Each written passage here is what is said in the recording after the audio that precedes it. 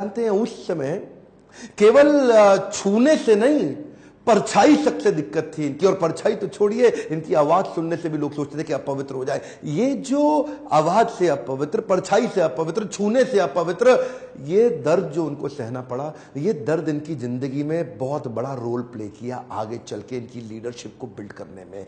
जानते हैं, संस्कृत नहीं पढ़ाई जा रही थी। बोलते संस्कृत तो ब्राह्मणों के पढ़ने के लिए, तेरे पढ़ने के लिए तो है नहीं, स्कूल से निकाल दिया जाता। तो सायाजी महाराज गायकवाड़ नाम के एक राजा वहीं हुआ करते थे, जिन्होंने इसकी तकलीफ को समझा और वो इनकी तकलीफों को पहचानते थे। बहरहाल इनकी पढ़ने की इतनी इच्छा को देख के उन्होंने इसको स्पॉन्सर किया, स्कॉलरशिप दी, ताकि ये जाके वेस्ट में लंबी पढ़ाई कर सकें। देखिए, ध्यान दीजिए, बात आज की नहीं है, बात 110 साल पुरानी है। 1908, 1909, उस समय एक सबसे निचले पायदान से उठा हुआ महार जात का लड़का जाकर के इंटर करके आया इंग्लिश में मुंबई से। उसके बाद वही बीए करी, पॉलिटिकल साइंस और इकोनॉमिक्स में। रुका नहीं, तुम मुझको यहां नहीं पढ़ने दोगे, मैं जाऊंगा दुनिया की बेस्ट यूनिवर्सिटी में, रोक के तो दिखाओ। और वही स्कॉलरशिप लेकर के निकल गया न्यूयॉर्क, कोलंबिया यूनिवर्सिटी जाकर के उसने पहले तो एमए करी, पॉलिटिकल साइंस, इकोनॉमिक्स, हिस्ट्री और सोशियोलॉजी में। उसके बाद पीएचडी करने निकला। यहां नहीं रुका,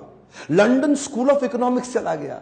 लंदन स्कूल ऑफ इकोनॉमिक्स जाकर वहां एमएससी किया, उसके बाद लॉ की पढ़ाई किया, फिर उसके बाद डॉक्टरेट किया, किताब के ऊपर अपनी थीसिस लिखी। ये वही किताब थी जिसके ऊपर आगे जाकर के रिजर्व बैंक ऑफ इंडिया को बनाया गया। महाराजा और बड़ौदा से उनका प्रेम इतना था ना, वो जो सायाजी गायकवाड़ जिन्होंने इनको स्कॉलरशिप दिया था, पढ़ने में इनकी मदद करी थी, दुनिया भर में पढ़ के उनका प्रेम भूले नहीं, वापस उनके पास आ गए। बोला, आप दुनिया भर में पढ़ के आए हूं, आपकी सेवा में आना चाहता हूं। तो उनको मिलिट्री सेक्रेटरी की नौकरी दे दी गई, और उस समय ये नौकरी बड़ी मानी जाती थी। अब ये बड़ी पदवी पे तो आ गए थे, लेकिन वो छुआछूत ने इनका पीछा थोड़ी छोड़ा।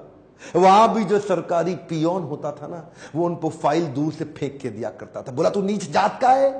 आज गद्दी पे बैठ गया तो क्या? दूर से फाइल फेंकते थे, उसके पास नहीं जाते थे। उनको खाने के लिए बोलते थे, बाहर जाके खा। आज भी वो कुएं से पानी नहीं पी सकते थे, इतनी एग्जॉल्टेड पोजीशन पे। बाबा साहब अंबेडकर की तकलीफों का सिलसिला थमा थोड़े ही। अभी तो रमाबाई जिनसे उनका विवाह हुआ था, उनके साथ उनकी 5 संतानें हुई, लेकिन 4 संतानें एक के बाद एक इलाज की सुविधा ठीक से ना मिल पाने के कारण उनके जीवन से चलती चली गई। 4 बच्चों का देहांत हुआ, 1 बच्चा बचा, लेकिन पत्नी भी आगे चल के लंबा साथ नहीं दे पाई। वो भी लंबी बीमारी के चलते उनका भी देहांत हो गया। बाबा साहब अंबेडकर, जो अब इस समय कोई भी आदमी टूट सकता था, जिसका अपना स्वाभिमान ही खत्म हो जाए, लेकिन ये क्या किए, ये साथ साथ अपने देश के लिए लड़ते रहे और घर की तकलीफों से अपने आप को रुकने नहीं दिया। सत्याग्रह पे निकल गए। 1927 के इस महान सत्याग्रह में ये जिद पे अड़ गए कि सब दलितों को कुएं से पानी पीने का अधिकार दिला के रहूंगा। सार्वजनिक स्थान है, किसी का प्राइवेट नहीं है, जो सरकारी स्थान है, वहां पे एक इंसान दूसरे के साथ पानी क्यों ना पी सके। देखिए, गलत तो एक्चुअली हो रहा था। जो दलित औरतें थी ना, उनको साड़ी भी पहनने का, पांव को ढक के उठा के साड़ी पहननी पड़ती थी। इन्होंने पहली बार अधिकार दिलाया, पूरी नीचे तक आम औरतों की तरह पांव को ढक के साड़ी पहनने का अधिकार। उसके बाद बोले कम्युनल इलेक्टोरेट की मांग कर दी इन्होंने। कम्युनल इलेक्टोरेट में ये चाहते थे कि कम्युनिटी के आधार पे हमारी वोटिंग की सुविधा अलग हो। उसमें थोड़ा गांधी जी अड़ गए, क्योंकि गांधी जी जानते थे कि ये अंग्रेज लोग मिल करके हमारी सारी जातियों को तोड़ के अलग कराना चाहते। गांधी जी ने इनको समझाया।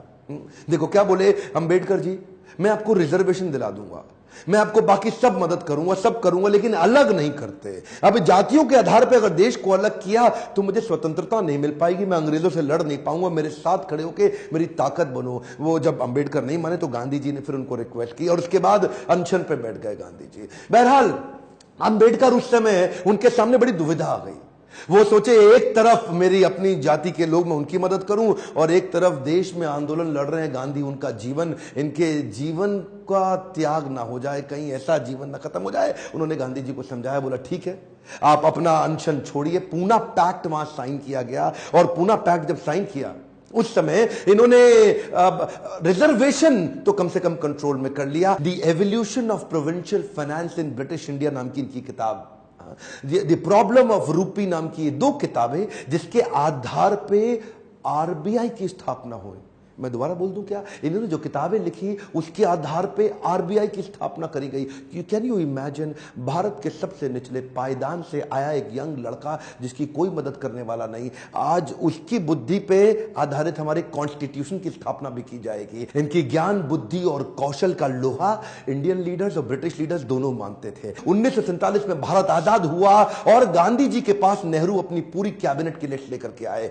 जब नेहरू, जो कि स्वतंत्र भारत के पहले प्रधानमंत्री होने वाले थे, पूरी कैबिनेट की लिस्ट लेके पहुंचे और बताया कि देखो इनको मैं, तो तभी गांधी ने पूछा इसके अंदर बाबा साहब अंबेडकर का नाम कहां है? और वहीं थोड़ी उनकी बहस हुई और गांधी ने बोला कि नेहरू ये तुम्हारी कैबिनेट नहीं है, ये आजाद भारत की कैबिनेट है। तभी उनको कानून मंत्री के रूप में लिया गया और न केवल कानून मंत्री बल्कि तुरंत जो ड्राफ्टिंग कमेटी थी इंडियन कॉन्स्टिट्यूशन की, उसका चेयरमैन भी बना दिया गया। इनकी इंटेलिजेंस के आगे कोई कुछ बोल नहीं सकता था। जो इनसे सहमत थे, असहमत थे, दोनों जानते थे कि इस आदमी में बुद्धि बहुत है। बहरहाल मन तो है कि मैं घंटों तक इनके विषय में बात करूं, एक्चुअली मन भरता नहीं है इनके विषय में बात करते हुए। इतने बुद्धिमान व्यक्ति, आगे चल के इन्होंने हिंदू कोड बिल और महिलाओं के लिए बड़े कानूनों के अंदर कई बदलाव लाए। ये वो पॉलिटिकल लीडर नहीं थे जो सत्ता के लिए लड़ते थे, ये लड़ते थे उनके लिए कि देश में कमजोर हिस्से को उठाना देश के हर लीडर की जिम्मेदारी। एक वन मोर टाइम ध्यान दीजिए,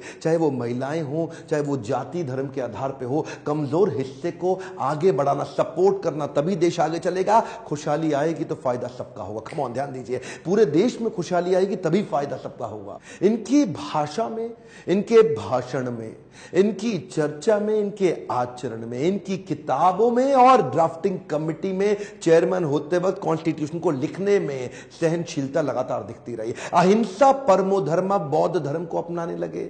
आत्मवत् सर्वभूतेषु, भागवत में बताया गया है कि बौद्ध धर्म में आत्मवत् सर्वभूतेषु, सभी जीवात्माओं को अपनी तरह देखना चाहिए। ये जो समान दृष्टि देने का उन्होंने प्रयास किया, ये उसके बाद ये बौद्ध धर्म को स्वीकार करने चले गए। आखिरी तक काम प्रेम से करते रहे, किसी से लड़ाई नहीं लड़ी। आपके लिए क्या मैसेज है इसमें? एक मैसेज लेके जाइए, एजुकेशन इज द टूल।